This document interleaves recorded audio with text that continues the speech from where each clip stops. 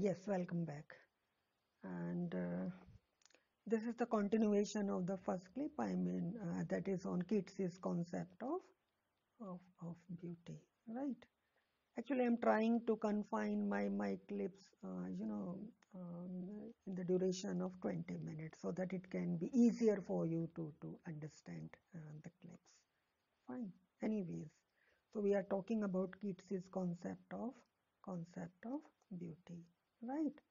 So as I told you that, in a letter to Fanny, he wrote that he loved the principle of beauty in all things. Means he was trying to find this beauty in all the aspects of this world, be it the sunny side or the sunny aspect, or be it the dark aspect, right?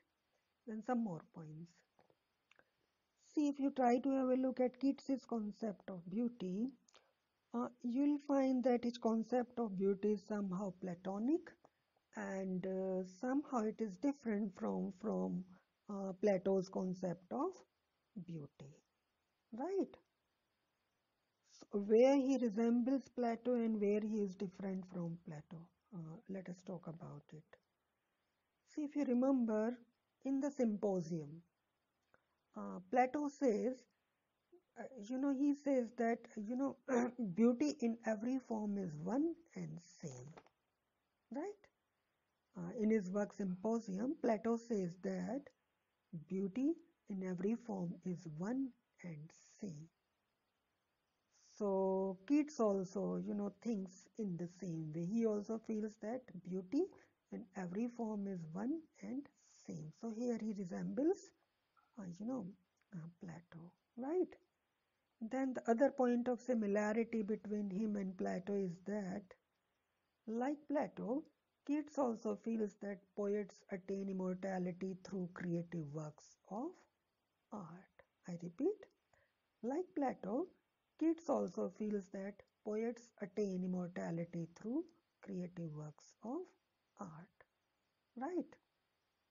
But somewhere Keats is different from Plato's concept of beauty. Where see, Keats does not believe that individual beauty is trifle or shadow of absolute beauty. This is basically the idea of Plato. Plato feels that individual beauty is trifle or shadow of absolute beauty, but Keats rejects this idea. I mean, he does not believe that individual beauty is trifle or shadow of absolute beauty.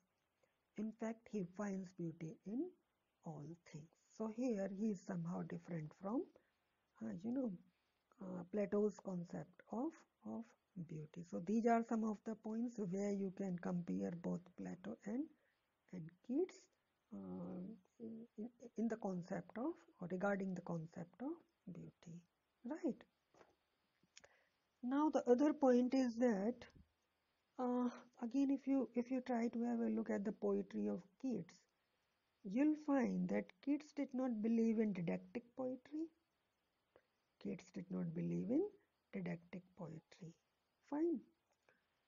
And commenting on Wordsworth's egoistical sublime, at one point he said that he would hate poetry that has a palpable design for readers. I repeat, commenting on Wordsworth's egoistical sublime, he said that he would hate poetry that has a palpable design upon readers.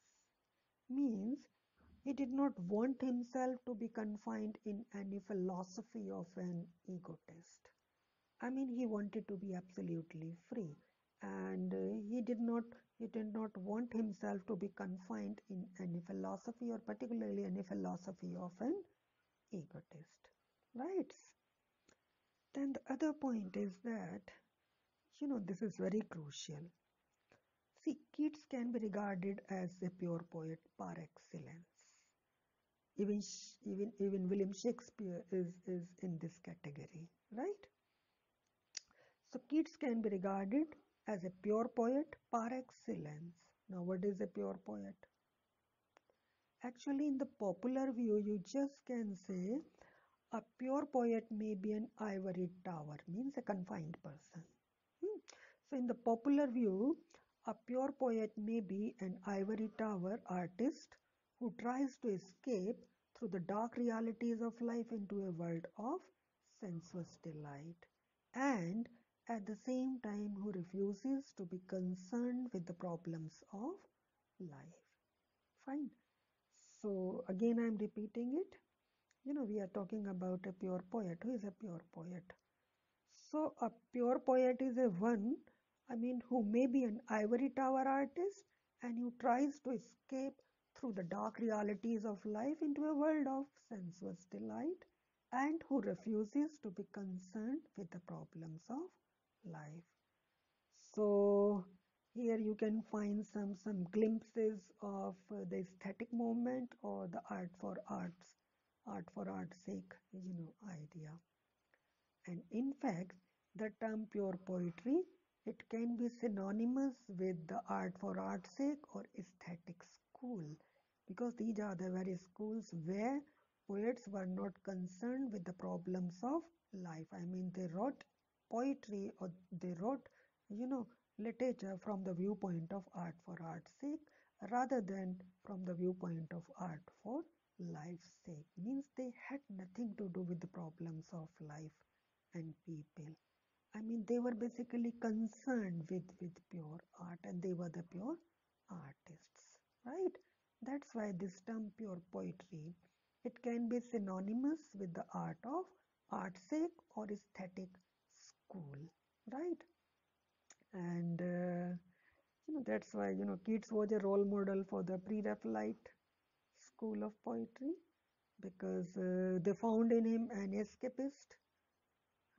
This is very clear to all of you. You have already gone through pre-Raphaelite poetry, right? So Keats was a role model for the pre-Raphaelite school of poetry, and the pre-Raphaelites, as they found in him an escapist poet who wrote feverish love letters to Fanny Brawley. His beloved. Fine. But again, the question is, do you feel that he was a pure escapist? The answer is no. Okay, he was an escapist and that's why he was taken like a role model by the pre-Raphaelites. Fine. But, the other side is that he was not an escapist completely. Now try to have a look at his ode, Ode to Nightingale. Now in that poem, if you remember, he wishes to go to the world of Nightingale first with the help of Bacchus. Under the impact of intoxication, that is wine. And then he wishes to go to the world of Nightingale with the help of the viewless wings of imagination. Right?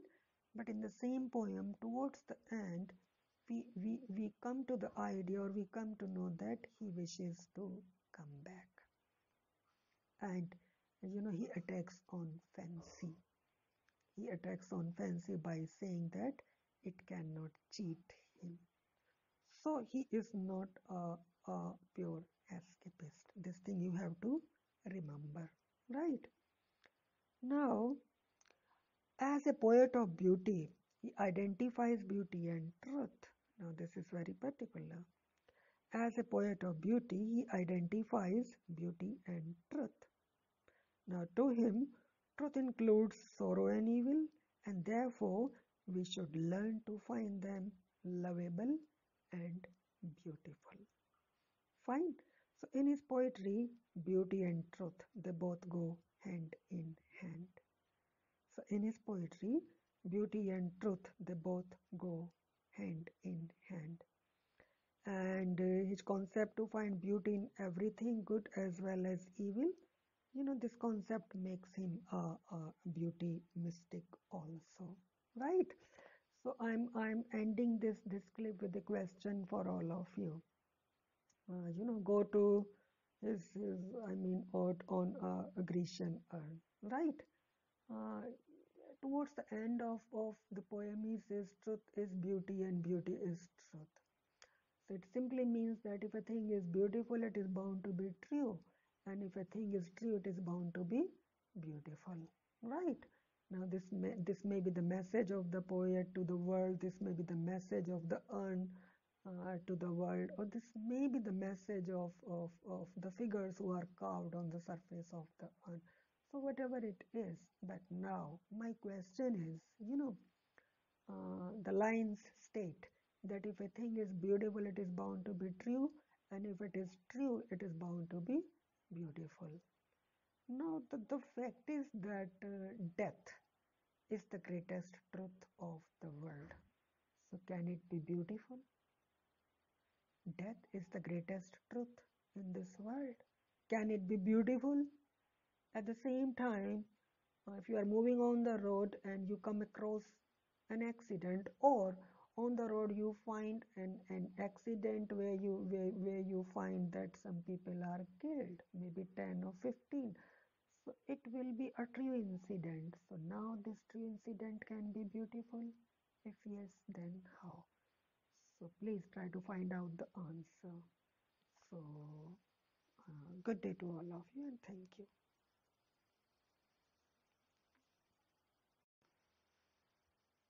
Yes, welcome back.